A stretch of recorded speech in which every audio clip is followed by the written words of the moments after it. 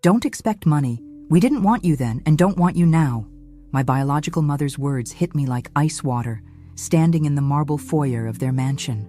I'd imagined this moment for 50 years, and Victoria Ashworth had just shattered every dream with one calculated sentence.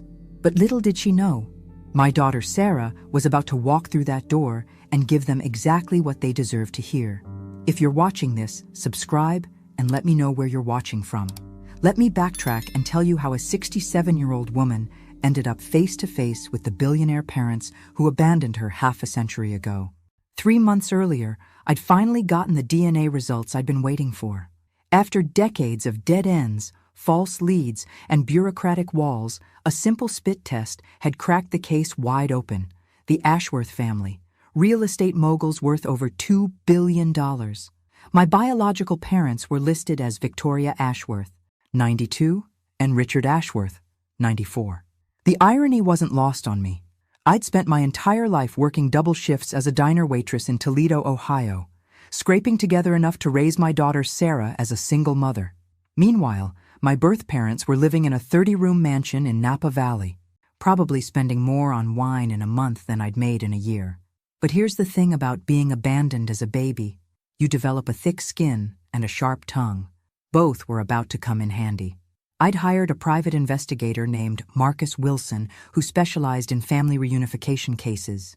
Mrs. Williams, he'd told me over coffee, I need to prepare you for the possibility that they might not want contact. I'd laughed at that. After 5 decades of wondering, I was ready for anything. Or so I thought. Marcus had done his homework. The Ashworths had one acknowledged son, James, who was 65, and apparently as charming as a root canal. No mention of any daughter given up for adoption. They've never publicly acknowledged you, Marcus had explained gently. This might be complicated. Complicated. That was going to be the understatement of the century. Marcus had worked for 3 weeks to even get a response from their legal team. Turns out billionaires don't just let strangers waltz up to their front door, even strangers with DNA evidence.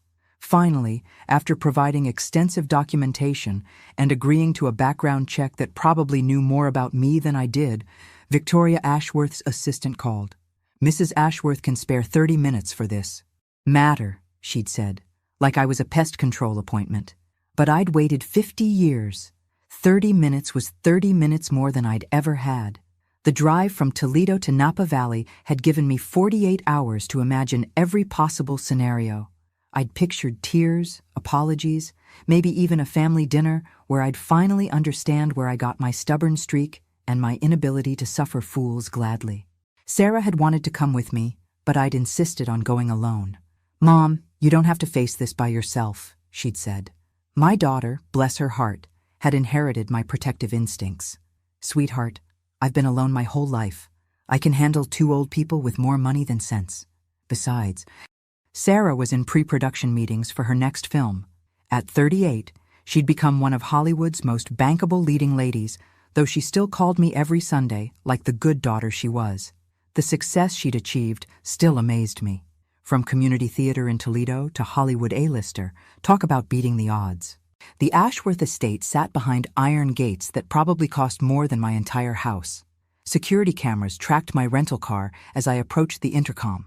After stating my business and showing identification to the camera, the gates slowly opened. As I crunched up the gravel driveway, I had to admit I was impressed despite myself. Manicured gardens stretched as far as I could see, and the mansion looked like something out of Architectural Digest. A butler answered the door. An actual butler, complete with the accent and everything. Mrs. Williams, I presume? He said, looking me up and down like I might steal the silverware. That's me, Dorothy Williams, but everyone calls me Dot. I figured if we were doing this, we might as well get comfortable. The butler, Thomas, he introduced himself, led me through hallways lined with paintings that probably cost more than my annual salary. Mrs. Ashworth is waiting in the conservatory, he said. I had to bite back a laugh. Of course she was waiting in the conservatory. Where else would a billionaire wait for the daughter she'd thrown away? My hands were steadier than I'd expected as we walked. Maybe it was all those years of handling difficult customers at the diner, or maybe I was just too curious to be nervous. Either way, I was about to meet the woman who'd carried me for 9 months and then decided I wasn't worth keeping. The conservatory was all glass and expensive plants, with a view of the valley that would have taken my breath away if I hadn't been focused on the woman sitting ramrod straight in a leather chair. Victoria Ashworth was 92 years old, but looked like she could outlive me out of pure spite. Victoria Ashworth examined me like I was a specimen under a microscope, her pale blue eyes cold and calculating. She was impeccably dressed in what I assumed was designer everything, her silver hair styled in a way that probably required a team of professionals. I, on the other hand, was wearing my best dress from JCPenney and the confidence that comes from knowing you've earned every wrinkle on your face. "So," she said without preamble, "you're the child, not my daughter, or even Dorothy, just the child." Like I was a mistake she'd been hoping would stay buried. "I'm Dorothy Williams," I replied, settling into the chair Thomas had positioned across from her. Though I suppose you already knew that. I wasn't going to make this easy for her. She waved a dismissive hand. "Names can be changed. DNA, unfortunately, cannot." The way she said "unfortunately" made it clear she'd have preferred if modern science had stayed out of her business. "I assume you want something," she continued. "They always do." I felt my temper start to simmer. They always do? How many long-lost children had knocked on her door? "I want answers," I said simply. "I've spent my entire life wondering who I am, where I come from, why I was given away." Victoria's expression didn't change. If anything, she looked bored. "You were given away because you were inconvenient," she said matter-of-factly. "Richard and I were young, focused on building our fortune. A baby would have been a distraction." A distraction. 67 years of wondering, and I was a distraction. "I see," I managed. And now?" She leaned back in her chair, studying me again. "Now you're here, and I suppose you expect some sort of compensation for your troubles." The word compensation dripped with disdain. That's when she delivered the line that would stick with me forever. "Don't expect money. We didn't want you then, and don't want you now." The casual cruelty of it was breathtaking. This woman had just dismissed my entire existence, like I was asking for spare change. But I'd learned a long time ago that the best response to cruelty is grace under pressure. "Well," I said, standing up slowly, "that's certainly clear." I smoothed down my dress and looked around the conservatory one more time. Beautiful plants, by the way. Must take a lot of care to keep something thriving in such a cold environment. If she caught the double meaning, she didn't show it. "Where do you think you're going?" Victoria's voice cut through the conservatory like a blade. I'd been walking toward the door, but apparently our little chat wasn't over yet. "I assumed we were finished," I replied, turning back to face her. "You've made your position quite clear." She gestured for me to sit back down. "Richard hasn't met you yet. It would be rude to leave without seeing him." Oh, how thoughtful. After 50 years of silence, she was suddenly concerned about rudeness. But I was curious about the man who'd helped create me, and then walked away. "Of course," I said, settling back into my chair. "Wouldn't want to be rude." The sarcasm was probably lost on her, but it made me feel better. Richard Ashworth entered the conservatory 10 minutes later, moving slowly with the aid of an ornate walking stick. Where Victoria was cold steel, Richard was faded grandeur. He'd probably been handsome once, but now he just looked like an old man who'd lived too long and seen too much. "So you're Dorothy," he said, lowering himself into a chair beside Victoria. "You have the family eyes." "That's what the DNA test suggested," I replied. At least he'd used my name.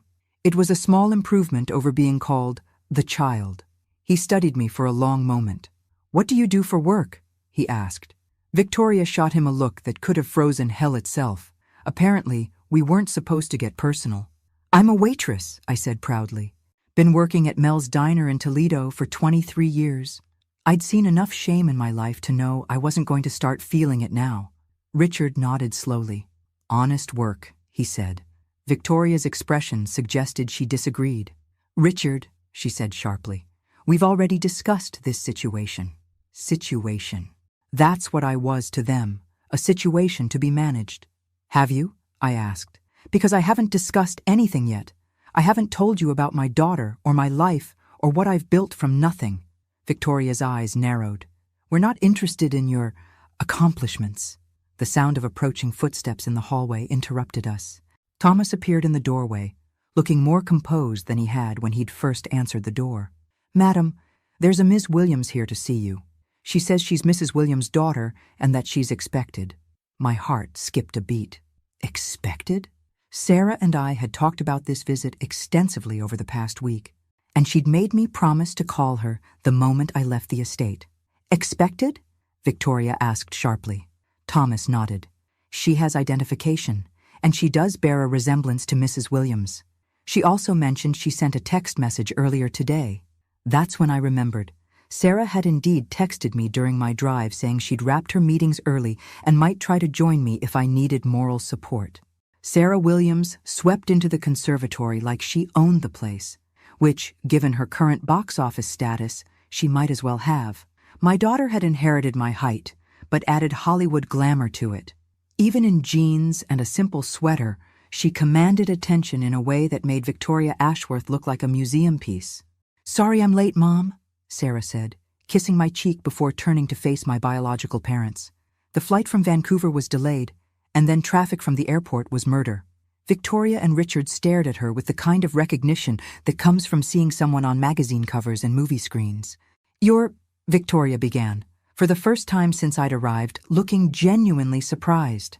"Sarah Williams," my daughter said, with the smile that had launched a dozen romantic comedies. "Dorothy's daughter. Your granddaughter, I suppose." I watched Richard's face go through several expressions before settling on something that might have been pride. Typical. They couldn't be bothered with a diner waitress, but a movie star granddaughter was suddenly interesting. "I thought you were in meetings," I said to Sarah, still processing her unexpected arrival. "Wrapped early yesterday," she replied, settling into a chair beside me. "I flew down this morning. I wasn't going to let you face this alone, especially after you called last night sounding so nervous." She was right. I had called her, rambling about my anxiety for the meeting. She looked around the conservatory with the kind of polite interest she'd perfected for talk show appearances. "Beautiful home. Must be worth, what, 50 million? 60? Victoria recovered her composure quickly. "We weren't expecting additional guests," she said stiffly. Sarah's smile never wavered. "Well, that seems to be a pattern with you two, doesn't it? Not expecting people." The temperature in the room dropped about 10 degrees. "Sarah," I started, but she held up a hand. "It's okay, Mom. I've been looking forward to meeting them." She turned back to Victoria and Richard. "You know, I've heard so much about you over the years. Every birthday, every Christmas, every milestone in my life, Mom wondered if her birth parents ever thought about her. If they ever regretted their choice." Richard shifted uncomfortably in his chair. Victoria remained stone-faced. "And now I know the answer," Sarah continued. "You didn't think about her. You don't regret anything. In fact, you're treating her like she's here to steal the silver rather than finally meet the people who created her." The silence stretched between us like a taut wire. Then Victoria spoke. "We owe her nothing," she said to Sarah, as if I wasn't sitting right there. "She's lived her life. We've lived ours." Sarah leaned back in her chair, and I recognized the expression on her face. It was the same one I got right before I told a difficult customer exactly what I thought of their attitude. "You're absolutely right," Sarah said, her voice deceptively calm. "You don't owe her anything. But I'm curious about something." She pulled out her phone and began scrolling through it. "Mom mentioned you've been quite generous with charities over the years. I looked into that during my flight." Victoria and Richard exchanged glances. "What are you talking about?" Victoria asked. Sarah held up her phone. "Well, according to publicly available tax records, amazing what you can find when you know where to look, you've donated quite a bit to children's charities over the decades." She paused for effect. "The most interesting donation was the $3 million you gave to St. Catherine's Home for Children in 1959, just 2 years after my mother was born." The silence in the room was deafening. St. Catherine's. That was where I'd grown up, where the nuns had told me my parents were young and unmarried, unable to care for a child, where I'd spent my childhood wondering if love would ever find me. $3 million in 1959, Sarah repeated. "That's about 30 million in today's money. That's a lot of money to give to an orphanage." Victoria finally found her voice. "That donation was made for tax purposes." But her composure was cracking like ice in spring. "Was it?" Sarah asked innocently. "Because according to the records, it came with a very specific stipulation. The money was to be used exclusively for children who were, what was the phrase, placed due to difficult family circumstances. I felt like I'd been punched in the stomach. They'd given millions to help children like me while simultaneously pretending I didn't exist. You donated money to help abandoned children while refusing to acknowledge your own, I said quietly. The hypocrisy was breathtaking. There's more, Sarah said, consulting her phone again. $2 million to Children's Hospital in 1975, $4 million to the Foster Care Foundation in 1983, another $6 million to various adoption agencies over the years. She looked up at them. $28 million in total to help children who were given away, but not one penny to the child you actually gave away. Richard was no longer looking at us. His eyes were fixed on his hands, and for the first time, he looked every one of his 94 years. We were trying to do good, he said weakly. We were young when Dorothy was born. We thought, you thought you could buy your way out of guilt, Sarah finished. Newsflash, it didn't work. That's when we heard a car door slam outside, followed by raised voices. Thomas appeared in the doorway, looking genuinely distressed. Sir, madam, Master James is here. He seems agitated. James Ashworth burst into the conservatory like a storm front, his face red with exertion and what I assumed was panic. He was a soft-looking man in his 60s, with the kind of paunch that came from too many business lunches and not enough physical labor. His expensive suit couldn't hide the fact that he was sweating profusely. Mother, father, he gasped. What the hell do you think you're doing? He stopped short when he saw Sarah and me. You actually let them in? He demanded. Do you have any idea what this could cost us? Victoria straightened in her chair. James, meet your half-sister Dorothy and your niece Sarah. James's eyes widened as he recognized my daughter, but his panic quickly overshadowed any starstruck moment. This is a disaster, he said, pacing the length of the conservatory. I got a call from our head of security 20 minutes ago. Apparently, someone's been making inquiries about our family trust. Professional inquiries. He turned to Sarah. I assume that was you? Sarah smiled sweetly. Actually, that would be my business manager, Patricia Chen. She's very thorough when it comes to protecting my interests. And apparently, protecting my family's interests, too. She pulled out her phone. Funny thing about being a successful actress. You get access to some very expensive legal minds. When I heard Mom was coming here, I asked Patricia to do some research. What kind of research? Victoria asked, her voice tight with concern. Sarah consulted her phone. Well, turns out Patricia used to work for Goldman Sachs before she became a talent manager. She knows how to read financial documents, and she has friends who specialize in family trust law. James's face had gone pale. What exactly did she find? Sarah's expression grew serious. She found that your grandfather was apparently much smarter than any of you realized. When he set up the original family trust in 1952, he included what's called a bloodline protection clause. Basically, any biological heir with legitimate DNA evidence is entitled to an equal share of family assets.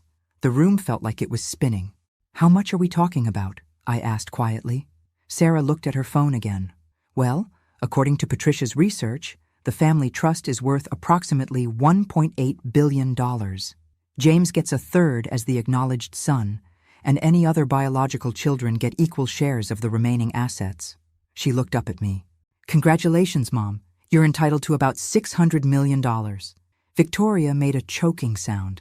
That's impossible. We would have changed that clause years ago if we'd known about it. Sarah shook her head. Can't. That's the brilliant part.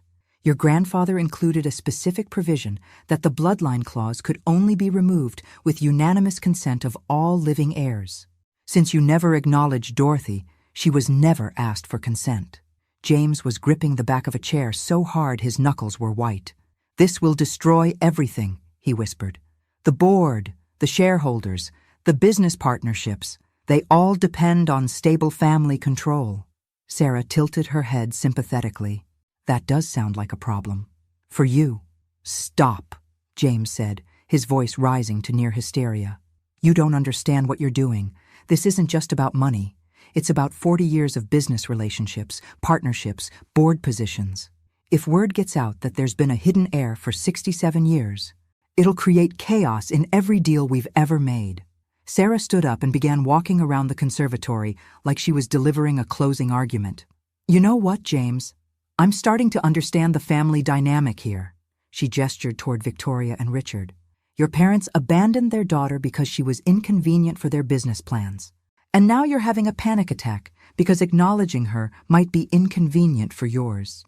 You don't understand the complexity, James started, but Sarah cut him off. Oh, I understand perfectly. I work in an industry where image is everything, where one scandal can end a career. The difference is, I don't throw family members under the bus to protect my bottom line. She pulled out another folder from her purse. Patricia also found some interesting information about your recent business activities. Apparently, you've been quietly moving assets around, transferring properties to offshore companies, restructuring debt obligations. She looked directly at James, almost like you knew this day might come. Richard's walking stick clattered to the floor. How could you possibly know about those transactions? He asked weakly. Sarah's smile was sharp. Patricia has friends everywhere, including at the SEC. When you move that much money around, people notice. The question is, why were you preparing for this if you never expected it to happen? Victoria's mask was completely gone now. She looked old and tired, and maybe for the first time, a little bit scared. We've always known the clause existed, she admitted quietly.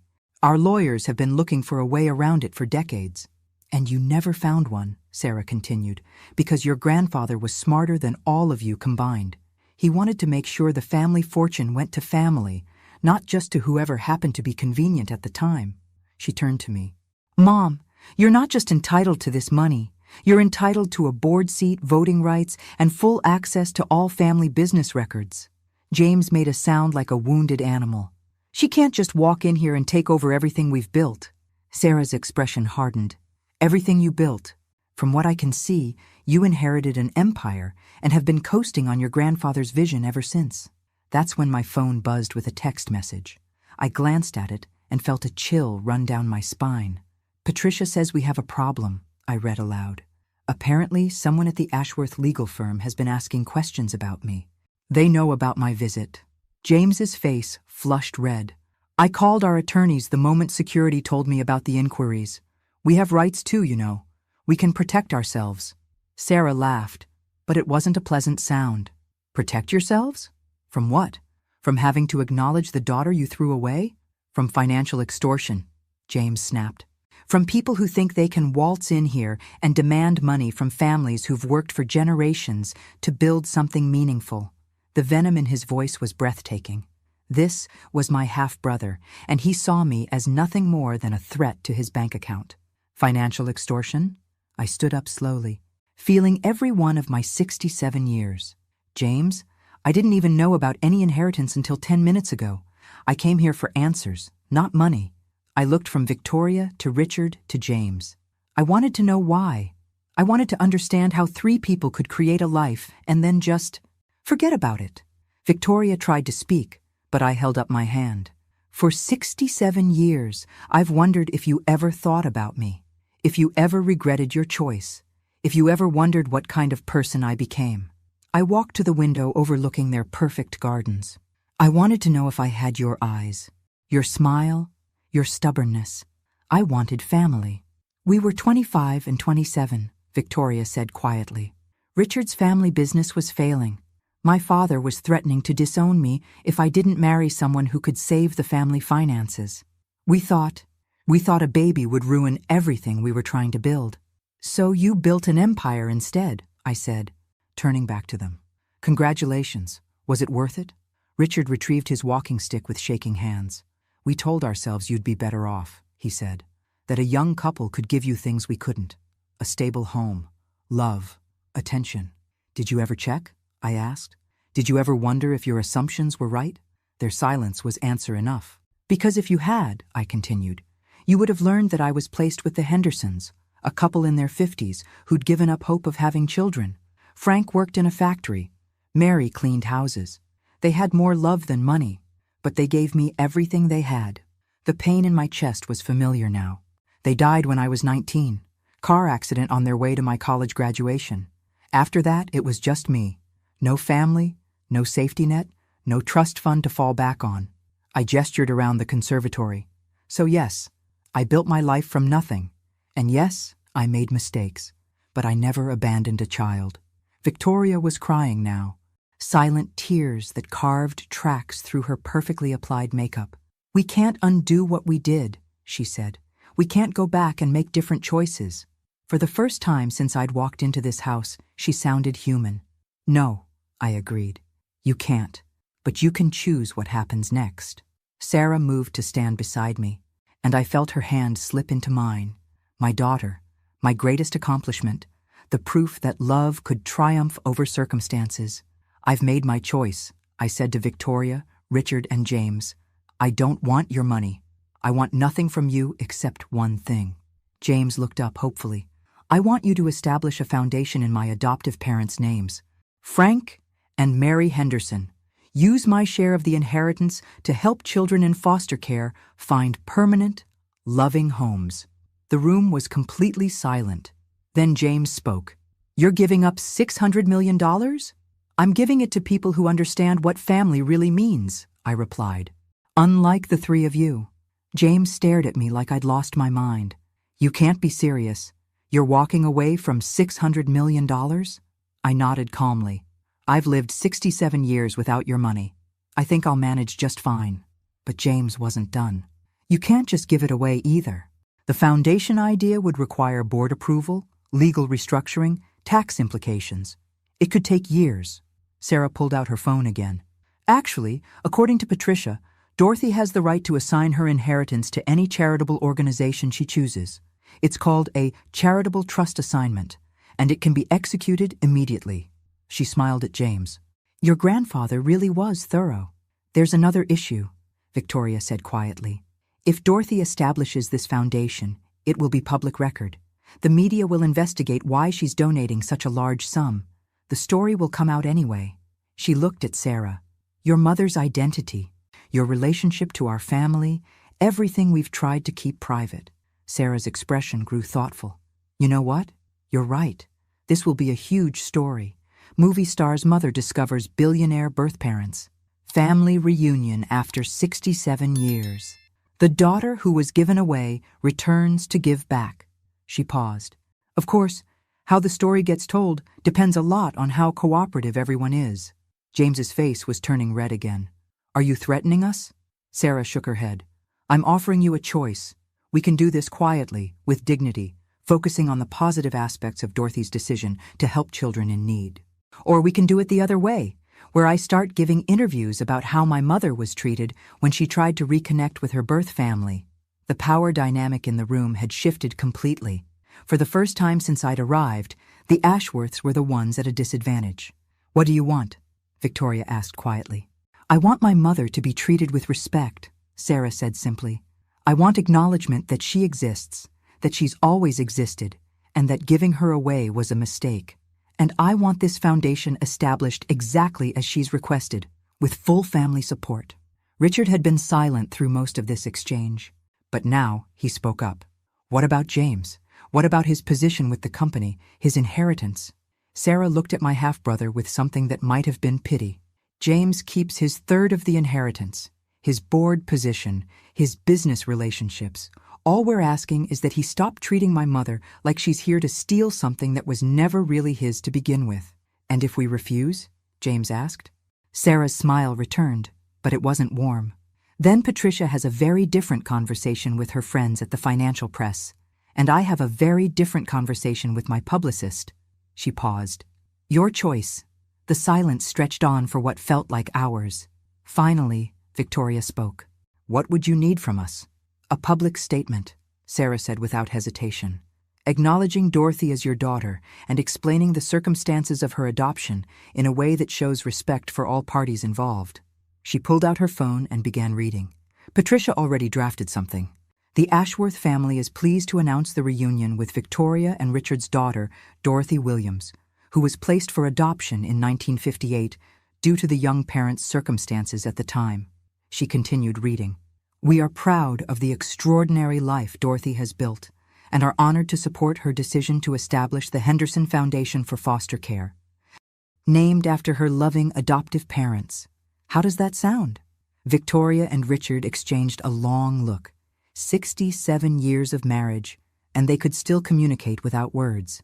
"It sounds fair," Victoria said finally. James opened his mouth to protest, but Richard held up his hand.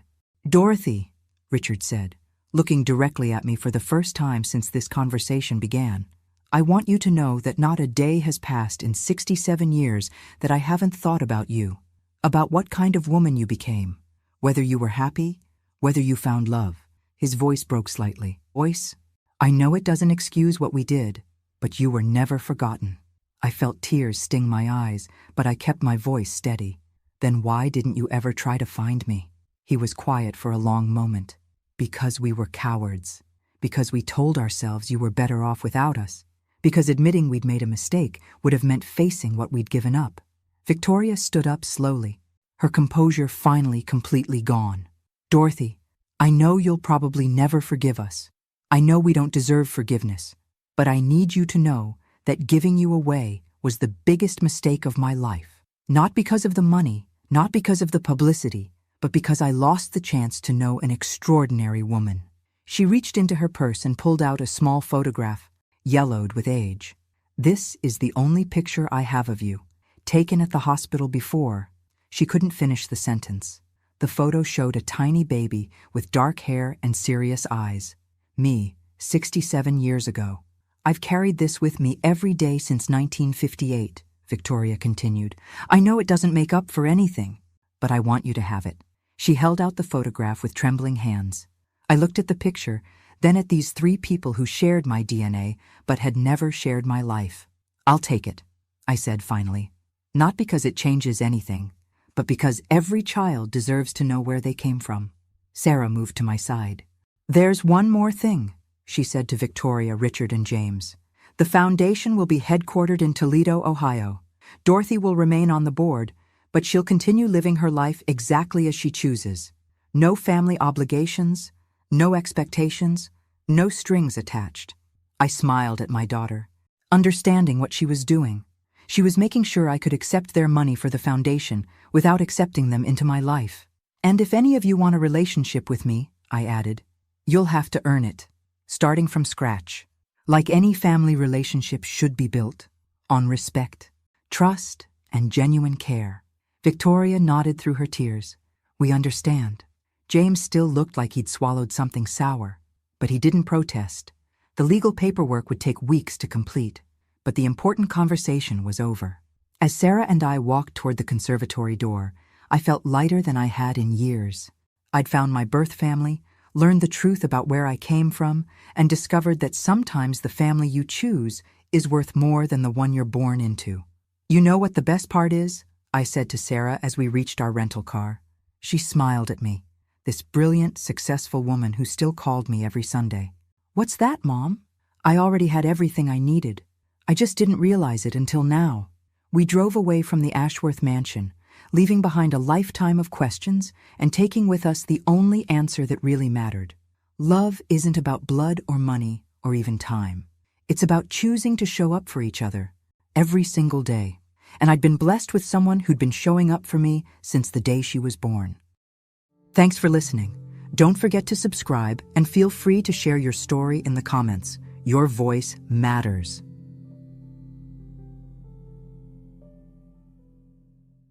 My son Michael texted me happy birthday 3 days late, asking why I hadn't reminded him. I blocked his access to the family trust fund that same afternoon. By midnight, he'd called 47 times begging me to answer the phone. If you're watching this, subscribe and let me know where you're watching from. Let me tell you how we got to this point.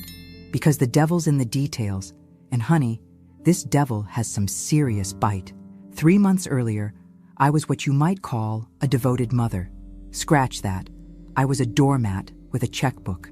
At 68, I'd been playing ATM to my adult children for so long, I'd forgotten what it felt like to say no. My late husband, Robert, left us very comfortable when he passed 5 years ago. Comfortable enough that our son Michael and his wife Nora could afford their dream house in Westchester, their kids' private school tuition, and Nora's shopping addiction. I lived quietly in my Park Avenue apartment, the same one Robert and I had shared for 30 years. Every Sunday, I'd drive out to Westchester for family dinner. Every holiday, I'd write another check. Every birthday, wedding, or graduation, I'd open my purse without question. I thought I was being generous. Turns out, I was being stupid. The warning signs had been there for months. Michael stopped calling unless he needed something. Nora would barely make eye contact during our visits, too busy scrolling through her phone or coordinating with contractors for their latest home renovation. My grandchildren, Emma and Jake, 12 and 14 respectively, had been polite but distant, treating me like an obligation rather than family. But I chose to ignore it all, because I believed in family loyalty. I believed love meant sacrifice. I believed that if I just gave enough, did enough, they'd appreciate me. What a fool I was. The day before my birthday, I'd gone shopping for ingredients to make Michael's favorite chocolate cake, the same one I'd made for him every year since he was 5. I spent 2 hours in the kitchen, my arthritic hands struggling with the mixing bowl, but determined to create something special, something that would remind him how much his mother loved him. I texted him that morning, a simple message. "Cake's ready whenever you want to stop by." No response. I waited all day. Every time a car passed outside, I'd peek through the curtains, hoping to see his silver BMW pulling up. Every time my phone buzzed, my heart would leap, thinking it was him calling to apologize for being late. But the hours ticked by. Morning became afternoon. Afternoon became evening, and evening became another sleepless night. The chocolate cake sat untouched on my kitchen counter for 3 days, growing stale like my hope. On the 4th day, I threw it away, fighting back tears as I scraped Robert's favorite recipe into the garbage disposal. That's when reality hit me like a freight train. My own son had forgotten my birthday. Not delayed, not postponed. Completely forgotten. I'd spent decades putting everyone else's needs first. When Michael got divorced from his first wife, I'd helped with his legal fees. When he remarried Nora, I'd paid for their honeymoon to Italy. When they couldn't afford their house down payment, I'd written a check for $200,000 without blinking. And this was my thanks. Radio silence on the one day that should have mattered. I was pouring myself a second cup of coffee when my phone finally buzzed. Michael's name appeared on the screen, and for a moment, my traitorous heart skipped with hope. "Hey, Mom, happy birthday. Sorry it's a few days late. You should have reminded me about it." I should have reminded him, as if it were my responsibility to ensure my own child remembered the day I'd given birth to him. I stared at that message for a full 10 minutes, reading it over and over, feeling something cold and hard settle in my chest where warmth used to live. Should have reminded him, like I was some random acquaintance instead of the woman who'd carried him for 9 months, who'd walked the floors with him during colicky nights, who'd worked 2 jobs to pay for his college education. My fingers hovered over the keyboard. The old Dorothy would have typed back something gracious. "Oh, don't worry about it, sweetheart. These things happen."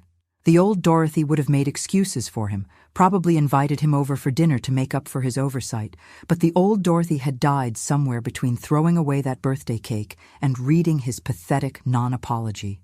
Instead, I called my lawyer. "Dorothy!" James Richardson had been our family attorney for 15 years. "What can I do for you today?" "I need to make some changes to the family trust arrangements," I said, my voice steadier than I'd expected. "How quickly can you restructure the distributions?" There was a pause. James knew about the monthly payments to Michael's family. He'd helped set up the automatic transfers when Robert died. May I ask what prompted this decision? I almost laughed. What prompted it? 20 years of taking me for granted. A birthday forgotten like yesterday's trash. A text message that treated me like an inconvenience. Let's just say I've had a change of perspective about family obligations. James worked faster than I'd expected. By Tuesday afternoon, all automatic payments to Michael's accounts had been suspended. The monthly transfer that covered their mortgage, car payments, and Nora's credit cards simply stopped flowing. I didn't tell them. Why should I? They'd never asked where the money came from, never questioned whether I could afford their lifestyle, never once said thank you for bankrolling their American dream. Instead, I waited. And you know what? The wait was almost enjoyable. For the first time in years, I felt like I held the cards instead of constantly folding. It took exactly 6 days. I was reading in my favorite armchair, enjoying a cup of tea and the blessed silence of my own thoughts, when my phone started ringing. Michael's name flashed on the screen. I let it go to voicemail. He called again, immediately, then again. By the fourth call, I was genuinely amused. Where was all this urgency when it came to remembering my birthday? The fifth call came with a text. "Mom, please pick up. There's been some kind of mistake with the bank." Mistake. That's what he called it, when the gravy train finally derailed. I poured myself a glass of wine and settled back into my chair. Let him sweat a little. Lord knows I'd sweated plenty over the years, wondering if I was doing enough, giving enough, being enough for children who couldn't be bothered to remember when I was born. The calls kept coming. 7, 8, 9, each one more frantic than the last. By the time I went to bed that night, Michael had called 23 times. Nora had called 6. They'd left a total of 14 voicemails, each one more panicked than the last. The first few had been confused. "Mom, I think there's been a banking error. Can you call me back?" By message 7, confusion had turned to worry. "Mom, please call us. The mortgage payment bounced and we need to figure out what happened." By message 12, worry had become panic. "Dorothy, this is Nora. We need to talk, now." The last message, left at 11:47 p.m., was pure desperation. Michael's voice was strained, exhausted. "Mom, I know you're angry about the birthday thing. I'm sorry, okay? But this isn't funny anymore. Please call me back. We need that money. We need that money. Not, we miss you, or we're worried about you, or we love you. Just, we need that money." Perfect. After all these years, he'd finally told me the truth about what I meant to them. I turned off my phone and slept better than I had in months.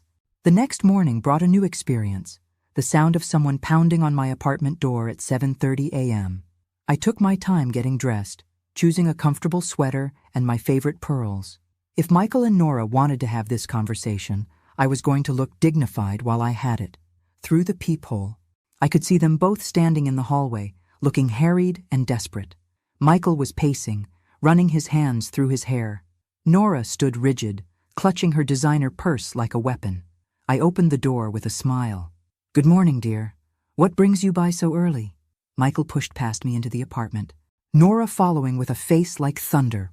"Mom, what the hell is going on?" Michael demanded. "The bank says all transfers from your accounts have been stopped. Our mortgage payment bounced, our car payments bounced, and Nora's credit cards have been declined." I closed the door and turned to face them. They both looked panicked, overwhelmed, like children who'd suddenly discovered the world didn't revolve around them. "Would you like some coffee?" I asked pleasantly. "We don't want coffee," Nora snapped. "We want to know why you've cut off our money without warning." Our money. How interesting that Nora thought money I'd earned, inherited and managed, was somehow theirs by right.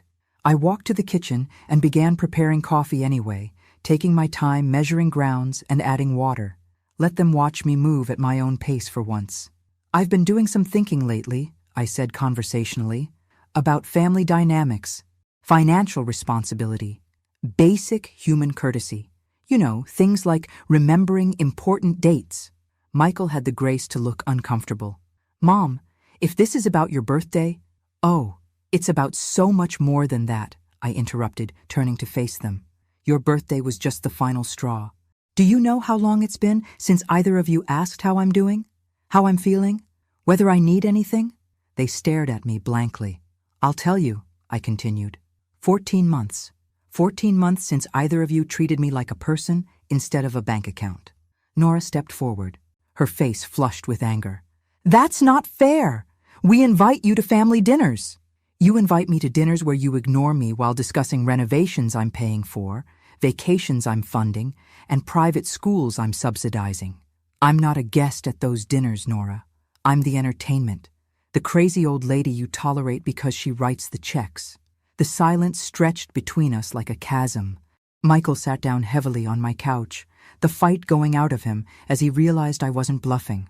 "Mom," he said quietly, "I know we haven't been the most attentive lately, but cutting us off completely? That's extreme. Extreme. Coming from someone who'd forgotten his mother's birthday and then blamed her for not reminding him. Is it extreme, Michael? Let me put this in perspective for you." I walked to my desk and pulled out a folder I'd prepared. In the 5 years since your father died, I've given your family $847,000 in direct payments alone.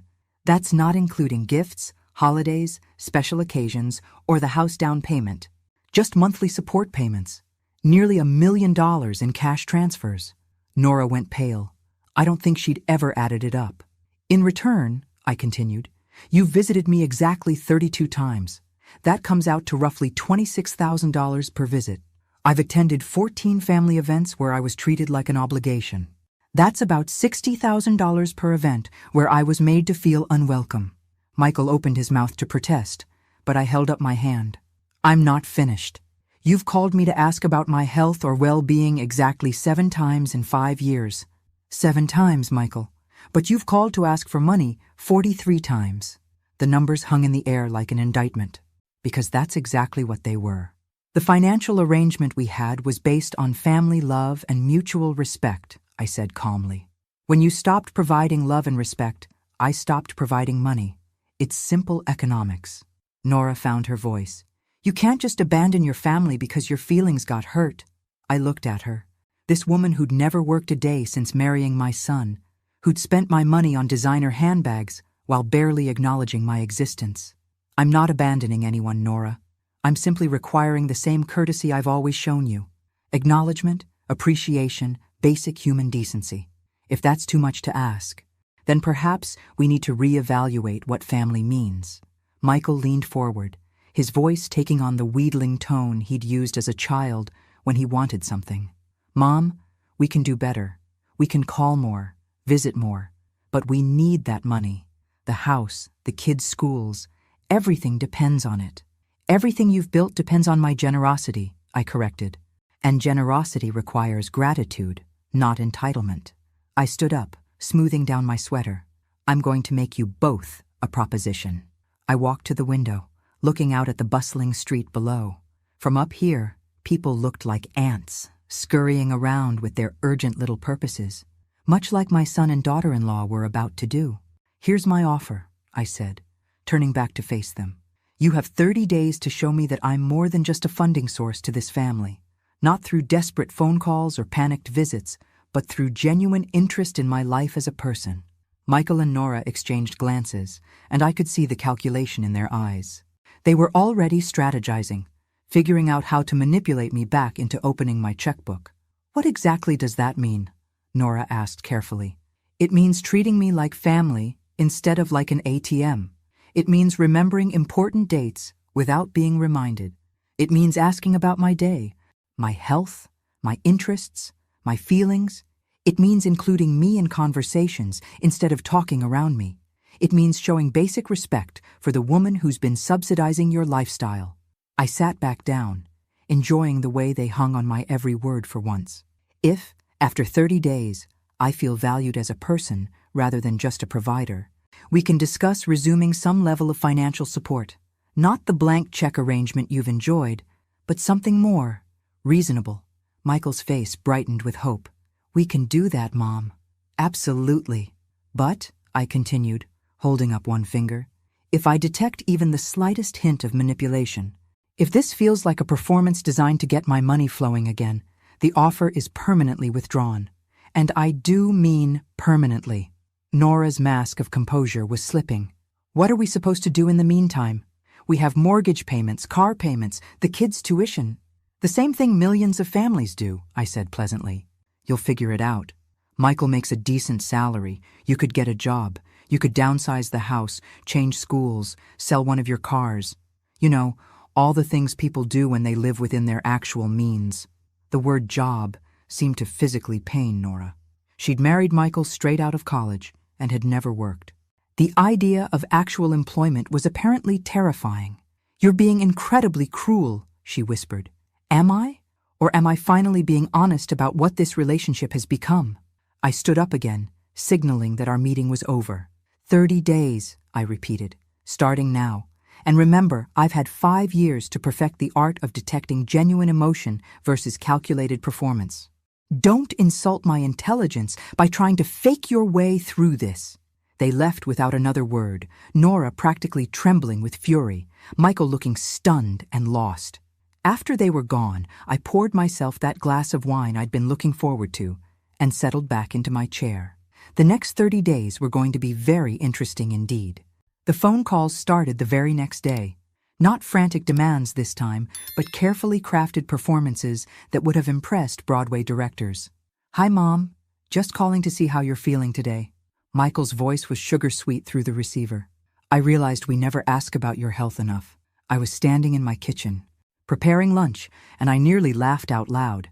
In 5 years, this man had never once called to ask about my health unless he was making small talk before asking for money. "I'm fine, Michael. How thoughtful of you to ask."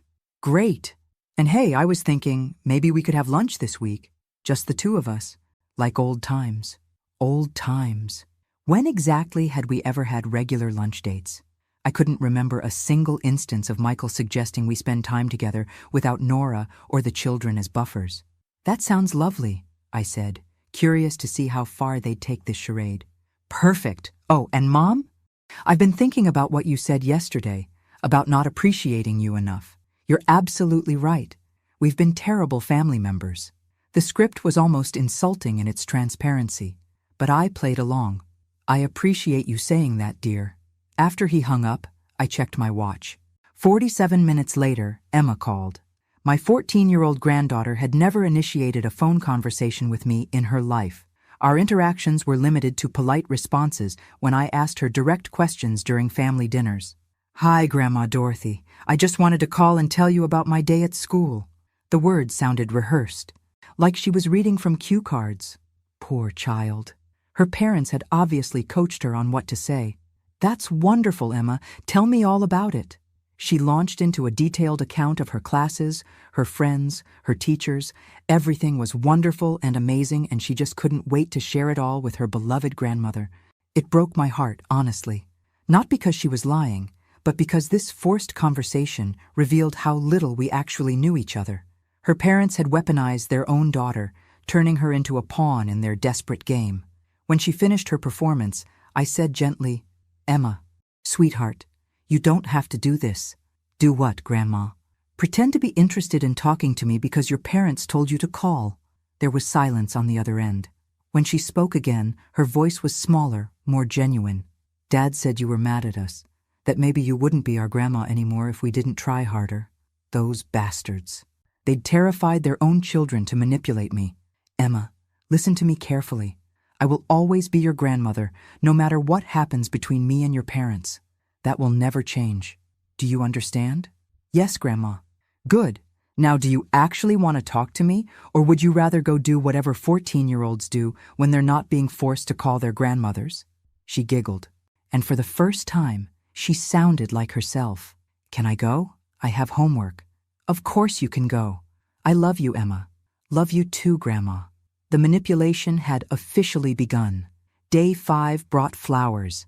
An enormous arrangement of white roses and lilies arrived at my door with a card that read, "Thinking of you always. Love, Michael and Nora." I'd never received flowers from them before. Not for my birthday, not for Mother's Day, not even when Robert died. But now, when they needed my money, suddenly they were thoughtful enough to spend $200 on an ostentatious display. I put the flowers on my dining room table and waited for the follow-up call. It came within an hour. "Hi, Mom. Did you get our little surprise?" Nora's voice was artificially bright. "They're lovely, thank you. I just wanted you to know how much we appreciate everything you've done for us over the years. I know I haven't always been the best daughter-in-law, but I want to change that." The best daughter-in-law. This woman had barely spoken to me in 2 years, except to make snide comments about my clothes or my cooking. "That's very kind of you to say, Nora. I was wondering if you'd like to go shopping this weekend. Maybe get our nails done. Have a girls' day." A girls' day, with the woman who once told Michael I was too needy when I'd called to check on them during a hurricane. "I'll think about it," I said. Day 8 brought a handwritten letter from Jake, my 12-year-old grandson. His usually terrible handwriting was surprisingly neat, suggesting he'd been made to write multiple drafts. "Dear Grandma Dorothy," it began. "I have been thinking about how awesome you are and how I don't tell you enough. You are the best grandma in the world, and I love you so much. I hope we can hang out more and do fun things together. Love, Jake." The letter was sweet, but it reeked of parental coaching. Jake had never used the word awesome in his life, and he'd certainly never expressed any desire to hang out with me. I called Michael that evening. "The letter from Jake was very touching," I said. "Oh, that was all his idea. He's been feeling really bad about not being closer to you." Michael: "Yes? Stop lying to me. I know you coached him to write that letter, just like you coached Emma to call me." Silence. "Mom, I don't know what you—" "Stop. Just stop. If you want to rebuild our relationship, it has to be based on honesty, not performances, not manipulations, not scripted phone calls from confused children. We're trying to show you we care. You're trying to show me you can follow a script when money is on the line. There's a difference." I hung up feeling exhausted. This wasn't working the way I'd hoped. Instead of genuine change, I was watching them dig themselves deeper into deception. But I'd given them 30 days, and I was a woman of my word. I just wasn't sure how much more amateur theater I could stomach. 2 weeks into their performance, I discovered something that changed everything. I was having lunch with my friend Margaret at our favorite cafe when she mentioned seeing Nora at the country club. "She was telling everyone about your mental breakdown," Margaret said, her voice carefully neutral. "Said you'd been acting erratic since Robert died, making impulsive financial decisions." The coffee cup rattled against the saucer as I set it down. She said, "What?" "Apparently, you've become difficult to manage, and they're considering having you evaluated for competency issues." The words hit me like a physical blow. While they were sending me flowers and love letters, they were simultaneously laying the groundwork to have me declared mentally unfit. "Margaret, are you absolutely certain?" "Dorothy, I've known you for 30 years. You're the most sharp-minded person I know." But Nora was very convincing. She had several women nodding along sympathetically. I spent the rest of lunch in a daze. When I got home, I immediately called James Richardson. "James, I need to ask you something, and I need you to be completely honest with me. Has anyone contacted you asking about my mental state or financial competency?" There was a long pause. "Dorothy, I probably shouldn't tell you this, but Michael called last week. He said he was concerned about some unusual financial decisions you'd been making. He asked about the process for having someone's competency evaluated." My hands started shaking. "What did you tell him?" "I told him that you were completely competent, and that any such evaluation would be a waste of everyone's time." "But Dorothy, the fact that he asked, I know what it means." After I hung up, I sat in my chair and stared at those white roses they'd sent. Every petal suddenly looked like a lie. Every fragrant bloom was part of an elaborate deception designed to make me look unstable when I inevitably rejected their fake affection. They weren't trying to win me back. They were building a case against me. I thought about all the carefully orchestrated phone calls, the sudden interest in my well-being, the flowers, the children's letters. It wasn't love. It was evidence. Evidence that they were caring, attentive family members, dealing with a difficult, irrational old woman who'd cut them off without cause. The revelation should have crushed me. Instead, it filled me with a cold, calculating fury that I hadn't felt since I was young enough to fight dirty. They wanted to play games? Fine.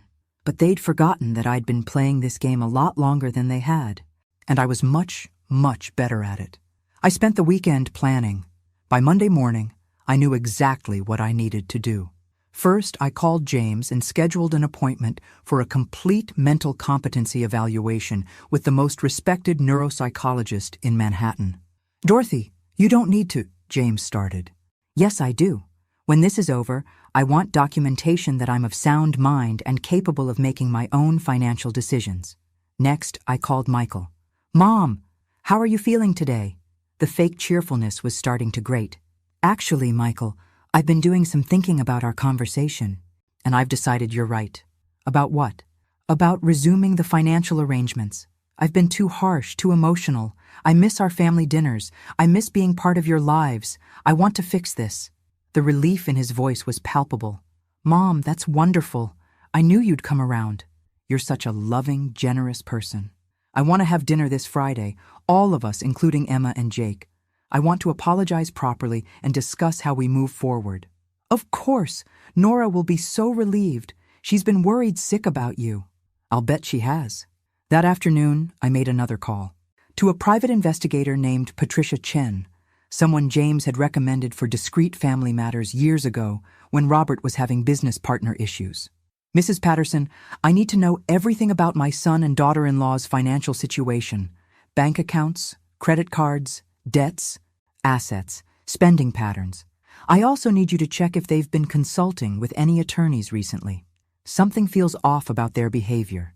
Patricia had already done preliminary work on my family during Robert's business disputes, so she had existing files and contacts. Her updated report arrived Thursday morning, and it was even worse than I'd suspected. Michael and Nora were drowning. Beyond the obvious expenses I'd been covering, they had racked up massive credit card debt. Nora's shopping addiction was far more severe than I'd realized. They owed money on both cars, had taken out a second mortgage on the house, and were behind on Jake's tuition payments. But the most interesting discovery was a bank account I didn't know about. An account where they'd been depositing and immediately withdrawing large sums of money for the past 2 years. My money. They'd been taking the funds I provided and moving them through a separate account before paying their bills. Why would they do that unless they were planning something? The answer came in the form of financial planning documents Patricia had uncovered. Documents showing that they'd been working with a lawyer to establish guardianship over my assets since Robert's death. It started right after the funeral, when I'd been grief-stricken and making large financial gifts to cope with my loss. They'd been planning this for 5 years. The gradual distance, the increasing demands, the casual cruelty. It was all designed to establish a pattern. The generous but unstable widow who needed protection from her own poor judgment. I'd thought I was teaching them a lesson about respect and gratitude. They'd been playing a much more dangerous game. Friday dinner was going to be very interesting indeed. Friday evening, I sat at the head of Michael and Nora's dining room table, watching them perform their greatest hits of fake affection. They'd gone all out for this dinner, using their good china and even lighting candles. Emma and Jake seemed genuinely happy to see me, which was the only real bright spot in this elaborate production. "Mom, you look wonderful," Nora gushed, though her smile never reached her eyes.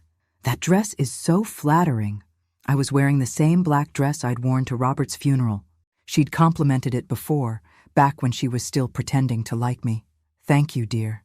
You look lovely as always." Michael raised his wine glass. "I want to make a toast to family, to forgiveness, and to Mom for being the most generous, loving woman we know." "To Grandma," Emma and Jake chorused, and their enthusiasm was genuine enough to make my heart ache. We made it through the appetizer and main course with their performance in full swing. They asked about my health, my hobbies, my plans for the holidays. They laughed at my stories, complimented my jewelry, and treated me like the beloved family matriarch they'd never actually considered me to be.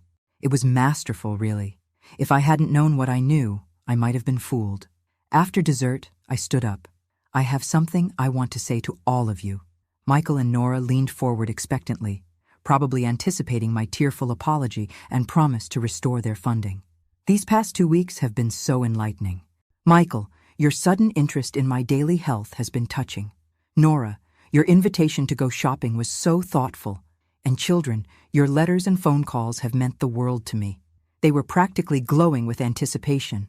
It's made me realize how much I've been missing, how important it is to be truly involved in each other's lives." Michael nodded eagerly. "Exactly. That's exactly what we've been trying to show you. Which is why I've decided to be much more involved in managing all of our affairs. I met with James Richardson yesterday to review the family trust documents." Nora's smile flickered slightly. "I also had a complete psychological evaluation done, just to make sure I'm making sound decisions. Clean bill of mental health, as it turns out." Michael's face went pale. "And I hired a private investigator to do a thorough financial review. Very thorough." The silence in the room was deafening. I reached into my purse and pulled out Patricia's report, setting it on the table between us. "Did you know it's illegal to establish financial guardianship over someone through fraudulent means? James was quite concerned when he reviewed your planning documents." Nora stood up abruptly, her chair scraping against the floor. "I don't know what you think you found, but I found 5 years' worth of evidence that you've been systematically setting me up to be declared incompetent so you could control my assets permanently. The separate bank account, the guardianship paperwork, the witnesses you've been cultivating who can testify to my erratic behavior. Michael's voice was barely a whisper. Mom, it's not what it looks like. Really, because it looks like fraud. It looks like elder abuse. It looks like two people who decided it was easier to steal from me than to earn their own living. Emma and Jake were staring at their parents with horrified expressions. Here's what's going to happen, I continued calmly.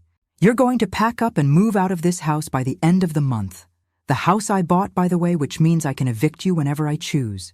You're going to get jobs, real jobs, and start living within your means. And if you ever attempt to contact me again, I'll file criminal charges. James assures me we have more than enough evidence. I walked to the door, then turned back one final time. Oh, and I'm changing my will. The entire estate goes to charity now. Congratulations, Michael. Your greed just cost you $47 million. The same $47 million you thought you could steal through fraudulent guardianship. The drive home was peaceful. For the first time in years, I felt truly free. Some lessons cost more than others, but watching my son learn that respect isn't optional was worth every penny. Thanks for listening. Don't forget to subscribe and feel free to share your story in the comments. Your voice matters.